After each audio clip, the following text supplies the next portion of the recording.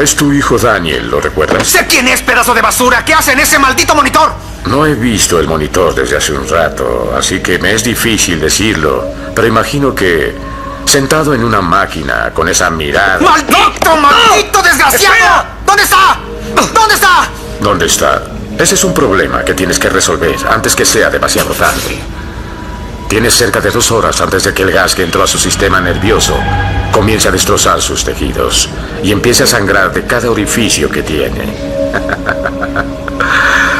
Sí, habrá sangre.